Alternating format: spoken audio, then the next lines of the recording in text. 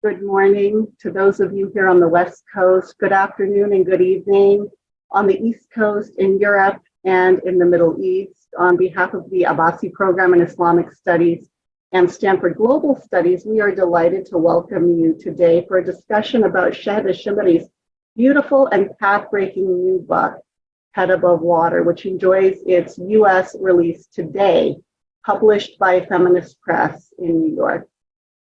Dr. Shahd Alshammari is an assistant professor of literature at the Gulf University for Science and Technology in Kuwait. Her research focuses on disability studies, Arab women's literature, and illness narratives. She has served as a judge for multiple literary prizes, and we are delighted that Head Above Water, Reflections on Illness, has been shortlisted for the Barbellion Prize for Literature. It is also our pleasure to have Dr. Ramzi Salti as the moderator for our discussion today. Ramzi is a much beloved professor of Arabic who's been teaching at Stanford since 1999. He has taught a wide variety of courses on Arabic literature, music, and culture at not only Stanford, but other institutions, both in California and in Jordan. Dr. Salti authors his own blog at arabology.org. I encourage all of you to check it out, and also hosts a very popular radio program and podcast entitled Arabology, which airs on KSZU Stanford. 90.1 FM is the call number, where he highlights cultural productions from across the Arab world. So it's my great pleasure to have Dr. Ramzi and Dr. Shahd come forward and begin our discussion of this very important and beautiful new book. Hello, everybody. Assalamu alaikum, marhaba, bonjour, shalom, salam, ciao. In any language, I would like to say that this is such a special moment in my life, because Shahd to me is someone who came my way years ago when I wrote a collection of short stories, many, many years ago. And Shahd wrote such an amazing piece analyzing the stories and was able to see things that no one else could see in those stories. And for me in 2023 to be the one to moderate her talk, especially through Stanford, is an emotion that I am reveling in. And I am so proud of her, as is, I think, most of the Arab world. We call her our daughter, Bintna, for her courage and for writing a book that will ring not only in the Arab world, but internationally. And I think we're going to see that today, how it impacts people globally, but that it also does something very specific in terms of addressing issues that maybe have been silenced in the Arab world for much too long. So we're not here to hear me today. We're here to hear Dr. Shahd, whose name means honey, if you don't know, Bil Arabi. And I've got quite a few questions here, Shahd. Of course, I think we both want to get to the audience ASAP. But I do have to ask you two questions that came in abundance, the same question in one way or another. So may I start, Shahd, with the questions about, it seems to me after reading your book and after hearing of other people who have looked at the book, that everybody is saying, are there any other books like this? I don't recall a single book that does what this book does. Could you address that, please? Yeah, of course, absolutely. Well, first of all, thank you, Professor Lisa, also for the really nice introduction. And, as Dr. Ramzi said, I read his book, The Native Informant, years ago, about a decade ago. So if you haven't read that, please pick it up. When I read that book, I remember I was about 18, an undergrad, studying literature. And the book was about all of these marginalized voices, those really, really unheard, struggling voices. It was mostly set in different neighborhoods, and it was the same thing all over again. There was a sense of we haven't actually, spoken our truth.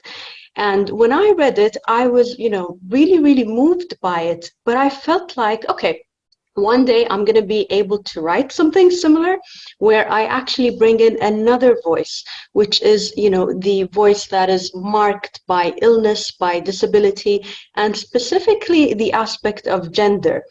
Of course, the native informant dealt with gender very, very carefully. And my addition to that was, after looking through tons of fictional and non-fiction books, I couldn't find anything about disability, whether in fiction or non-fiction. And so my background actually is in English literature, but I've also read a lot of Anglophone literature, a lot of Arabic literature. We have some biographies of really, influential writers, Taha Hussein, for instance. We have Najib Mahfoud, who also had some fictional narratives with a minor character who would have a disability. But most of these characters were always on the side, and not just on the side, but they tended to be used as a metaphor for tragedy, for the decline of the Arab nation, for the decline of Arab womanhood. And all of these really tragic ideas were always tied to disability. And so, again, as somebody who was reading and searching for these narratives, because I had been diagnosed with MS, which was a life-changing diagnosis at the age of 18. So I turned to literature. I turned to what I know best. I turned to books and stories, and I tried to find any sort of representation that kind of looked like me and that didn't make me feel as a tragic fallen heroine. And that was something that I couldn't find anywhere.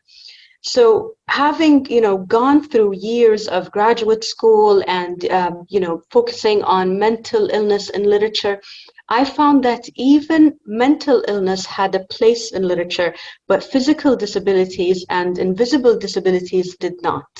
And I think that's the start of this, lifelong project. And I call it a lifelong project because at the age of, 25, 24, I thought I would be gone by the age of 30. And so I thought this will be my lifelong project, writing a book. I didn't even think of publishing the book, writing a book that would change the narrative for, other Arabic literature students, other English literature students, other just readers in the world who, wondered about what's it like to live with a body or within a body that is marked as different, whether it's through gender, disability, or sexuality.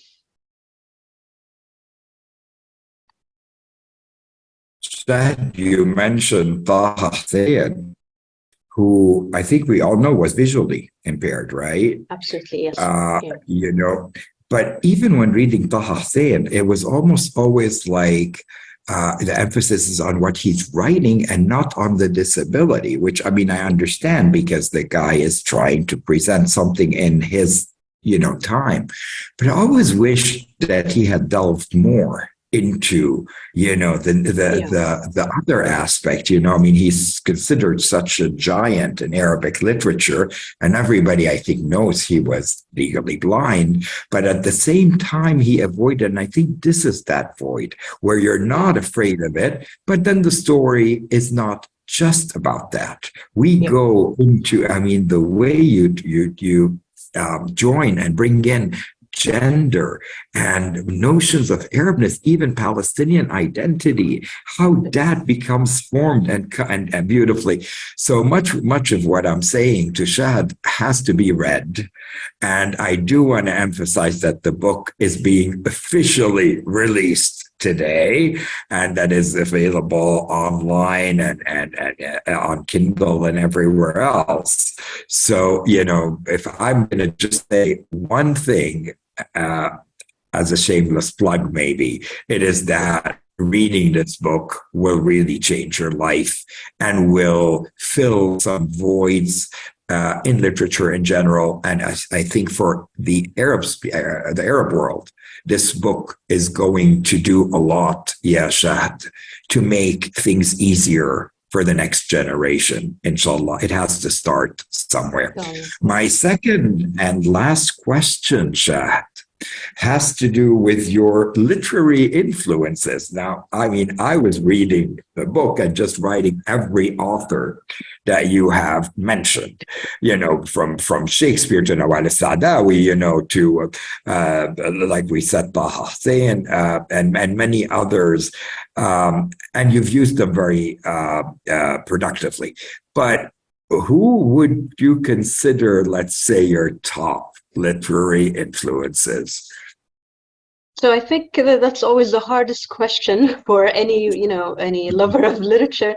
It's very hard to kind of place them on a hierarchy. But there is somebody, I think, that for any Arabic speakers out here or listening, because she's not available in translation yet, Radwa Ashur, who was an Egyptian academic, and she's got a lot of novels. And she actually wrote a book that was really powerful. It's called أثقل من رضوى, and to translate, heavier than Radwa. And that book, actually, in that book, she talks about being an academic, but also diagnosed with cancer and still trying to lead, a productive academic life. She talks about her teaching, her experiences with her colleagues who all of a sudden start looking at her very, very differently. They stop seeing her as this, successful academic, and they start tiptoeing around her because we fear not just illness, but we fear impending death. And we all know it's going to happen, but everybody is just unequipped with how do we actually talk about this? How do we look at her? So after reading that book, she actually doesn't continue the book. So she passed away before finishing the book. And then her husband, got that book published. And it's such a beautiful book. But when I read it, I think it did definitely have this, there was a sense of this moment. It was an inspirational moment. It was also a moment of trying to follow in that legacy, in those footsteps, recognizing that, as you said, for future generations. So Radwa's generation was the previous one, and now there's mine, and then there's going to be more. And I really realized that this was the shift in not just the literary period, but also in how Arabic writers will write about the body. And again, her being, a woman, her being an academic, she was also involved in the Egyptian Revolution. So she's very powerful in multiple ways. But when illness hits, this is when, there's an interruption in her life. And I think, the book really ought to be translated. It's sad that it's not. Most of her work is translated in the fictional stuff. The novels are, but not this one. So this one reads more like an academic memoir. It's what they call a campus novel sometimes. And you see her relationship with her students as, helping her survive, helping her realize that there's more than just, the bodies that we inhabit. But she recognizes the importance of having that voice. And after reading that, that's when I also realized that instead of just, working on what I do, which is, research and academia and a lot of, collecting of data, I felt like I needed to tell a simpler story, but a story that could also get us thinking about what it means to be alive, what it means to be inhabiting our bodies. And it also coincided with with COVID happening and the pandemic happening. This is when a lot of people started thinking about health and illness and our bodies and the vulnerability of our lives. And I think that also really helped generate interest. That's when the book got picked up after the pandemic. So those were the main two questions. I did want to tell everyone that they are able to submit their questions in English, Arabic, or even French. I'm happy to translate them, and Shahd can respond in any language she wants. But Shahd, I mean, you noted when you reviewed my book about the problematic aspect of writing in English, using what I saw in your entire book, meaning using the Arabic phrases, يعطيك العافية, Allah يعافيك, and often leaving them undefined. But then I also noted that at the end of the book, you made like a glossary you know. Yeah. Now, I remember Toni Morrison once saying, that a lot of times when people are writing in English, which can be the colonizer's language, they can be accused of becoming, too British, knowing they will never be British enough, let's say. Yeah. And at the same time, if you don't write, if you're not writing in Arabic, you've got some Arabists who might complain. I wrote my book in English, but I tried, like you, to present, like Toni Morrison says, I'll just present concepts that maybe are in the African American community without necessarily explaining them, because I'm not writing to your average, maybe straight white male. I am a reader. I'm going to write it the way it is. You go figure it out. How much of that went into your writing, and how do you deal with this aspect of language? So I think absolutely this aspect of language, especially for, writers who choose to write in English or any other language that's not their own, this always comes up, and it is, seen as problematic. And we start really thinking about, why the dichotomies, or why these binaries, why should it be this way or that way? And I'm constantly, regarded as having chosen to write in English rather than Arabic. And for me, it wasn't a matter of choice as much as it was just a matter of, English was the language I was brought up with, and the schools that I went to, the books that I read. So it came to me very, very naturally. But when I did write the book, I did have these very specific Arabic phrases. And it was just because this was more like an illness narrative, which is more like a memoir. I wanted it to feel realistic and natural to readers. And these readers were, my students, people I interact with. They were Arab, they were Kuwaiti, they were Palestinian, they were Jordanian, all sorts of, different, it was a diverse group.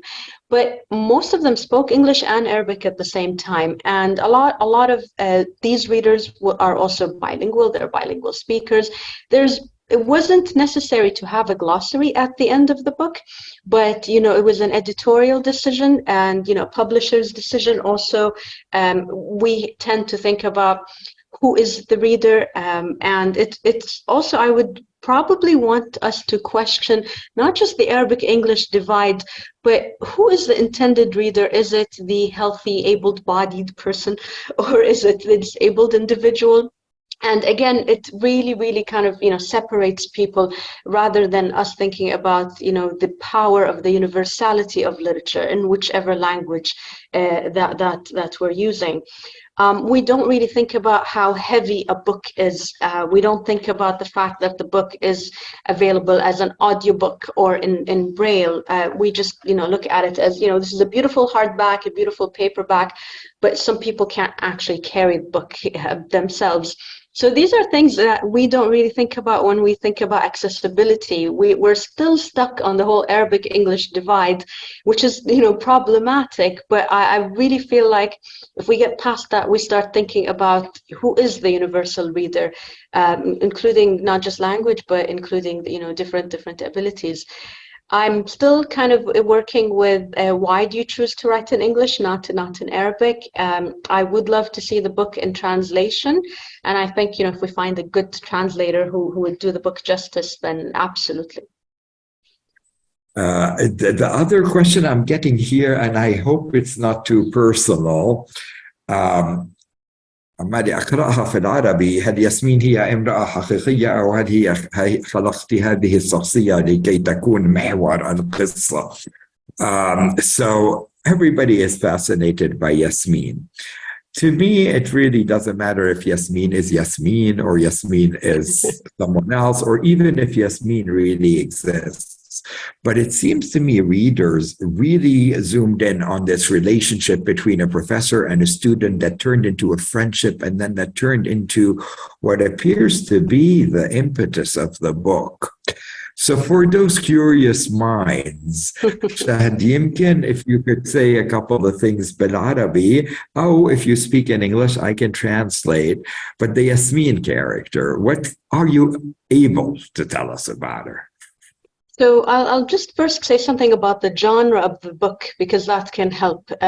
So the book is an illness narrative, but it is based on a lot of real life events and characters. So Yasmin is a real person here, امرأة حقيقية, and she is a student of mine.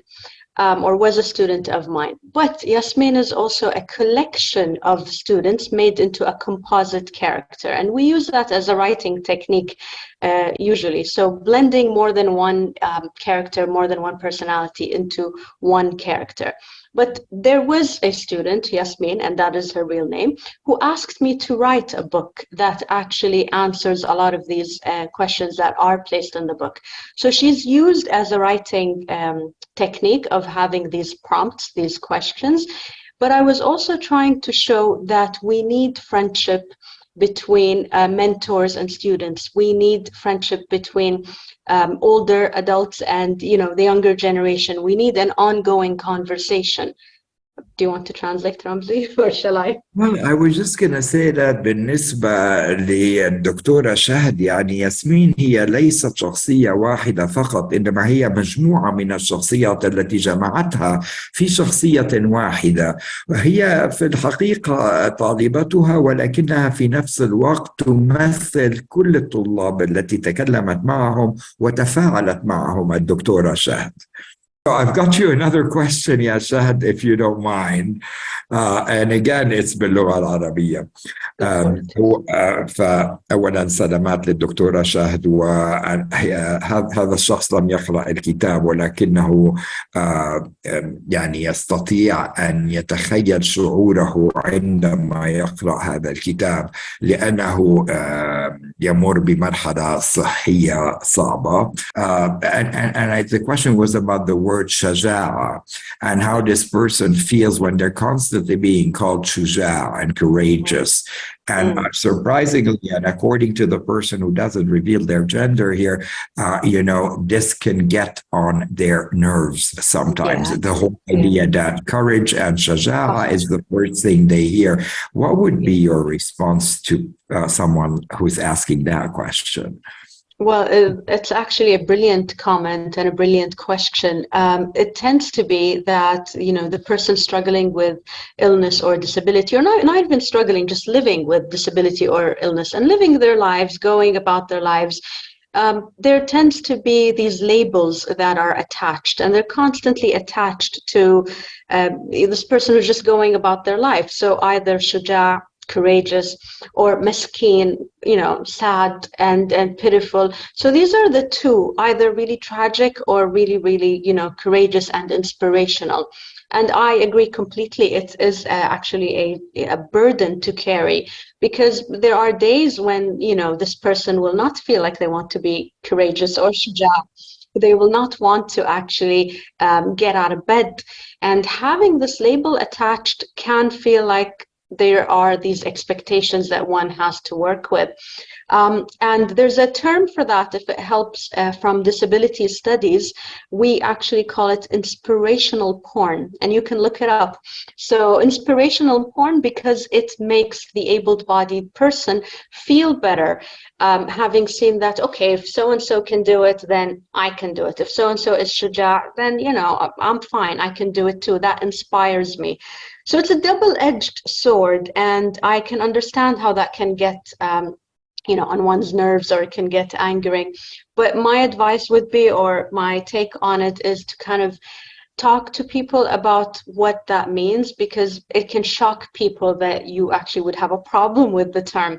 And it would be great to just, you know, explain why, because again, part of stigmatizing people with illnesses and disabilities is putting them on you know, different pedestals and hierarchies and expectations, and it really forgets that it's about how we navigate life. And sometimes we're courageous, and sometimes we're, you know, feeling tragically unwell. So yeah, but thank you for that comment.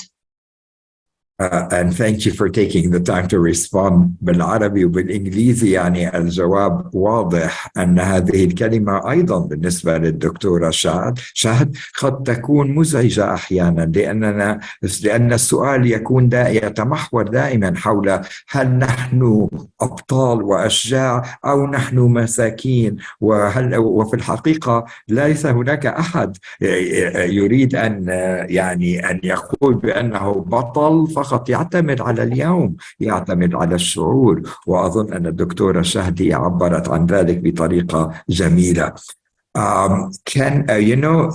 Dr. Shahd, we definitely would love for you to pick a passage from your book, because one of the most beautiful experiences to me has always been to hear a writer read their own words. And I want to give you a little moment to collect yourself in case you have a certain passage that you would like to read for us, of course, in English. We have a great question, chat, from Richard, who says that thank you for including me in the Zoom call. Richard really enjoyed listening, but more importantly, enjoyed what he was feeling as he was listening. How do you feel when you hear a comment like that about how you make people feel as they listen? Well, I think that's exactly what I just read. So I'm always about, the heart is the knowing place, the finding place. And I think that really clashes sometimes with, with academia and with these rigid notions of objectivity, of, finding the data, finding the stats. At the end of the day, I'm really all about these human connections and about how people not just listen and understand and analyze, but how they end up feeling. And for me, that's really, really what keeps me working, what keeps me going. And I think we really need to kind of focus on, again, the heart as the finding place rather than anything else. So I'm really glad you felt good listening, Richard. Thank you. A quick question here about autoethnography and what that means to the average person who may not have heard the term. So thank you for that question. It's definitely a discipline that a lot of people outside of academia might not know.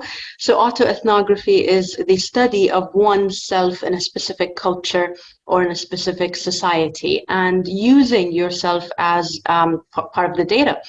So actually including yourself in the study. And Head Above Water is also born from the influence that autoethnography has had on my life. So I also study what's it like to live in a specific culture through using these lived experiences and reflecting on, like, Professor Blaydes originally said, to be a woman, to be Arab, to be hybrid, to be living in this body in this specific society.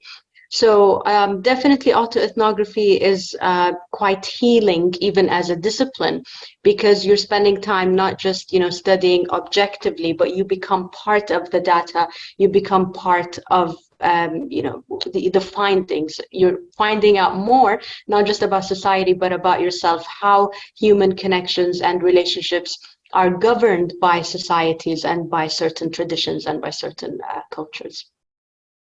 I have been at Stanford for 26 years. I have interviewed many writers, many amazing individuals, usually from the Arab world, because that's my specialty. I have to say, Abinti, that I have never felt this sense of pride and this sense of gratefulness to someone for doing what you did. We really need it in the Arab world, especially. And I am so proud of you for someone who does not have children. I was telling my own mother the other day, I think I found you a hafida, because she says, how come you never brought me grandchildren? I said, Mom, I think you have a spiritual granddaughter. And so on behalf of all your readers and your, what I'm going to say, fans here in Jordan, who are able read the book now in detail, who've read the reviews.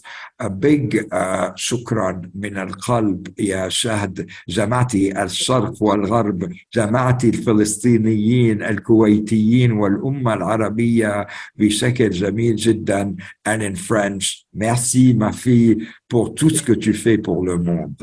I'm going to turn it over to Lisa Blaydes, without whom this would not be possible. Lisa, Absolutely. I think you would be a great person to take it away as we approach 8 p.m. Amman time, which would be 10 a.m. California time. Thank you for everybody tuning in to have this very important conversation.